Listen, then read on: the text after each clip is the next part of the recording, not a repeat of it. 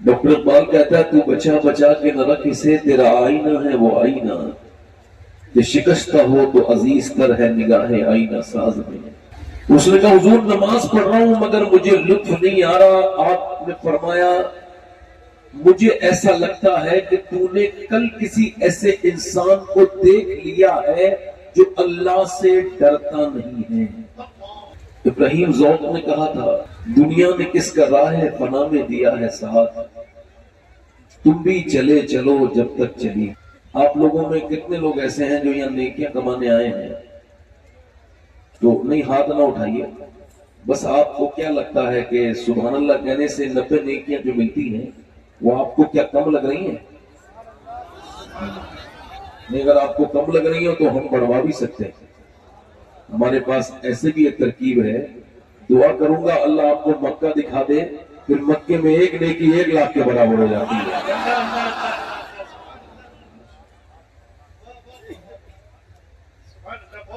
میں دعا کر رہا ہوں اس بڑی محفل میں کہ اللہ ہمارے بڑے بھائی قاری احسان نوری صاحب کو بھی جلدی سے اللہ تعالیٰ اپنے حبیب قدر کی حاضری عطا فرمائے۔ اور مجھے امید ہے کہ یہی سال حضرت قاری صاحب حضور کی بارگاہ میں پہنچ جائیں گے انشاءاللہ، اللہ کی ذات سے امید ہے۔ تو سبحان اللہ کہنے سے کتنی نیکیاں ملتی ہیں؟ اچھا، یہ زبان پہ آپ کو ہلکا لگتا ہے مگر حضور فرماتے ہیں زبان پر ہلکا ہے مگر جب تولا جائے گا تو میزان پہ بھاری ہو جائے گا۔ اللہ کے رسول فرماتے ہیں زمین کا وہ حصہ جس پہ بیٹھ کے اللہ کے بندے اللہ کو یاد کرتے ہیں، ذکر کرتے ہیں یا چلتے ہوئے ذکر کرتے ہیں، تو فرماتے ہیں زمین کا وہ حصہ اپنے برابر والے حصے پہ فخر کرتا ہے کہ کل میرے اوپر ایک ایسا بندہ گزرا تھا جس نے مجھ پر اللہ کا ذکر کیا تھا۔ تو آپ تو یہاں سے چلے جائیں گے مگر یہ زمین قیامت کے دن گواہی دے گی۔ تو آپ ذرا دونوں ہاتھ اٹھا کے بولو یا رسول اللہ۔ بس آپ چونکہ یہ اتنا اچھا سیٹ مجمع ہے، میں کچھ اور کرنے کی ضرورت نہیں رہتی۔ ہمارے قاری نسیم سحر نیابی نے بڑا اچھا پڑھا اور میرے بعد ذاکر اسماعیلی کو آپ سنیں گے۔ میں اپنی بات شروع کر رہا ہوں۔ تو کیا فرمایا کہ تم نے کسی ایسے آدمی کو دیکھا ہے جو اللہ سے ڈرتا، یعنی اس کو نماز میں لطف نہیں آ رہا ہے، جس نے اس کو دیکھا جس نے اللہ سے جو نہیں ڈرتا ہے، تو پھر اس کی نماز میں لطف کیوں کر آ سکتا ہے جو خود ڈرتا ہی نہیں اللہ سے؟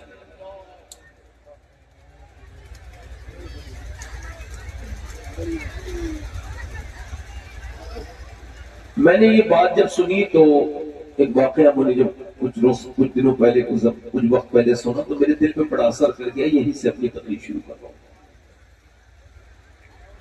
ایک حافظ قرآن تھا، بچہ اس کی 10 سے 11 سال عمر تھی۔ وہ اپنے گھر آیا تو اس نے حفظ مکمل کر لیا تھا اور 1-2 ہفتے میں اس کی دستار ہو گئی۔ گھر میں خوشی کا ماحول تھا، رشتہ داروں میں انویٹیشن جا چکے تھے، سب تیاریاں کر رہے تھے کہ بھئی بچے کی دستار ہوگی تو ہم شرکت کریں گے۔ بچہ جب جمعے کے دن اپنے گھر نہایا، نہا کے باہر نکلا اور جیسی وہ نہا کے باہر نکلا ویسی مسجد جاتے جاتے وہ گر گیا، اس کا انتقال ہو گیا۔ وہ ہاسپٹل گیا، ہاسپٹل میں کہا گیا یہ تو انتقال ہو چکا ہے بچہ۔ ماں کو خبر ہوئی تو اسپتال گئی اور جا کے بولی میرے لال، میرے بیٹے، تم جب پہلی مرتبہ گھر سے مدرسے گئے تھے تو تم تو بس اسی دن بیٹے روئے ہوگے جس دن گھر سے جا رہے تھے، مگر تمہاری ماں کے اوپر کوئی ایک بھی ایسی رات نہیں گزری جو میں نے تجھے یاد کر کے میں روتی نہ تھی۔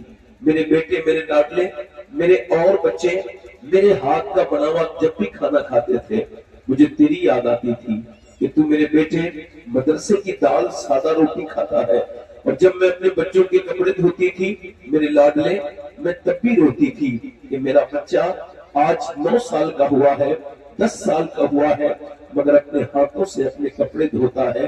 مگر میں نے تیری جدائی برداشت کی. تو میرا بڑا بیٹا، سب سے پہلا بیٹا تھا. میں نے تکلیفیں، غم، مصیبتیں، پریشانیاں برداشت کی تیری جدائی، اس لیے کہ جب میں مر جاؤں گی اور جب میں قبر میں دفن ہو جاؤں گی تو سب تو لوٹ جائیں گے، مگر میرا حافظ قرآن بچہ نہیں لوٹے گا. کھڑے ہو کر کے وہ جب اللہ کا کلام پڑھے گا تو مجھے امید ہے کہ میرا رب مجھ گنہگار عورت کے گناہوں کو ضرور معاف کر دے گا. مگر میرے بیٹے تو نے یہ کیا کر دیا؟ اور باپ بھی یہی کہتا تھا، میری آرزو اور گزارش بھی یہی تھی میرے بیٹے اللہ کی بارگاہ میں کہ تو بڑا ہو جائے. اور تیرا باپ تو بنا پڑھا لکھا جاہل انسان. میں سوچتا تھا کہ جب میرے جنازے کے مصلی پہ تو آگے بڑھے گا اور جب تو اللہ کی تعریف بیان کرے گا تو مجھے لگتا ہے کہ اللہ مجھے بخشے گا. مگر میرے بیٹے، میرے لاڈلے 11 سال کا بچہ دل کے دورے سے پڑھنے سے دنیا سے چلا گیا. اس کا مطلب یہ ہے کہ عمر کے اعتبار سے موت نہیں آتی، جوانوں کی لاشیں نکلی جا رہی ہیں اور بوڑھے کھانستے ہوئے گھر میں باقی رہ رہے ہیں.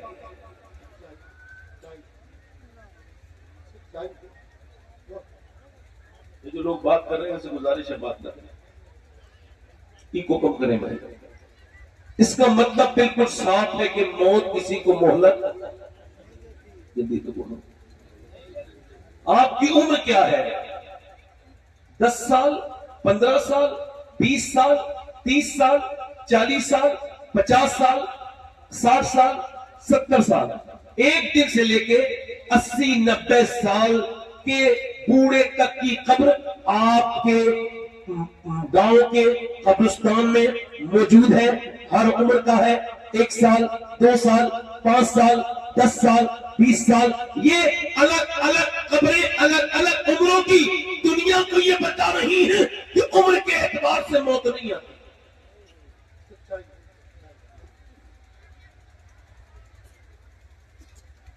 میرے بھائی ایک حکم کرے تھوڑا سا. میرے بھائی، ہو سکتا ہے کہ یہ میری زندگی کی آخری تقریر شروع ہو رہی ہو. بولو، ہو سکتا ہے نا؟ جلدی بولو، سارا مجمع بولو.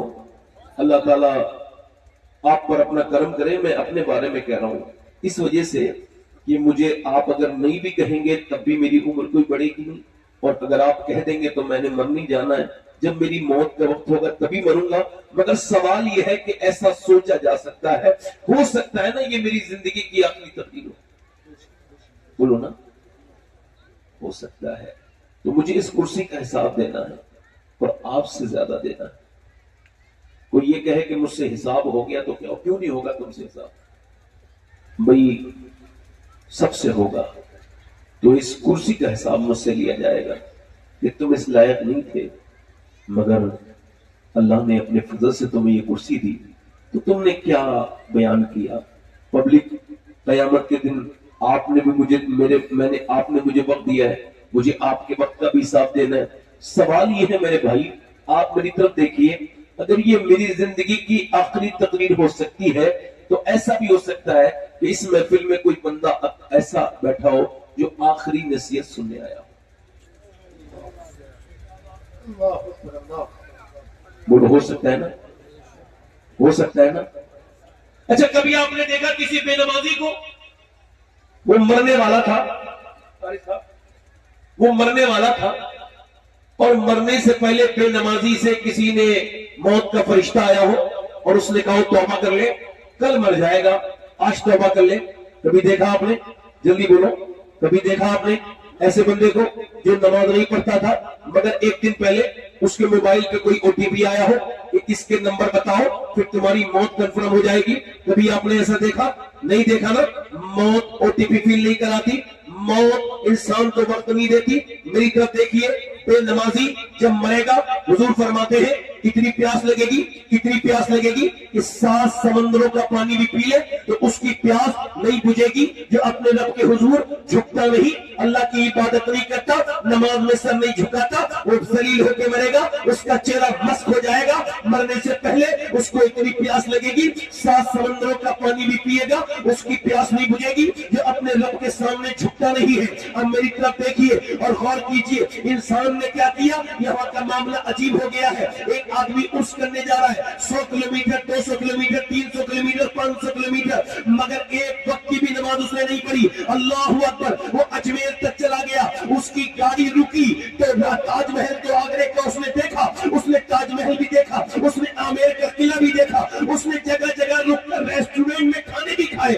مگر وہ ہوٹل میں بھی اجمیر میں رہا, مگر ایک وقت کی بھی نماز اس نے نہیں پڑھی. اور اسے ایسا لگتا ہے کہ وہ اجمیر کے خواجہ کو راضی کرنے کے لیے جا رہا ہے. یہ بالکل بدتمیزی اور بے وقوفی ہے. اور یہ اس سے کیا مطلب ہے غریب نواز کے فیض سے؟ میرے بھائی یہ کون سی محبت ہے؟ یہ بتاؤ کتنے عرس مل کے ایک فرض نماز کے برابر ہو سکتے ہیں؟ آپ سب مجھے بتاؤ کتنے عرس مل کے ایک فرض نماز کے برابر ہو سکتے ہیں؟ پیر کی محبت اتنی کہ اس کی محبت میں 500 کلومیٹر, 600 کلومیٹر, 800 کلومیٹر رات کو جاگ رہا ہے, نیند نہیں آ رہی ہے, مگر پھر بھی کہہ رہے ہیں بھائی مجھے اپنے پیر کے عرس میں جانا ہے. پیر کو اہمیت ہے مگر نماز کو اہمیت نہیں. اجمیر جانے والے تجھے پتا بھی ہے اجمیر کا راجہ میرا خواجہ عطا رسول ہند الولی ہندوستان کی سرزمین پہ جب چل رہے ہیں آپ کے پاؤں میں چھالے پڑ گئے, پھر وہ پھوٹ گئے, پھر ان میں زخم بن گئے, مگر پھر بھی چلتے ہیں. آپ کے پاؤں سے خون نکلنے لگا, مریدوں نے حضور آرام کر لے,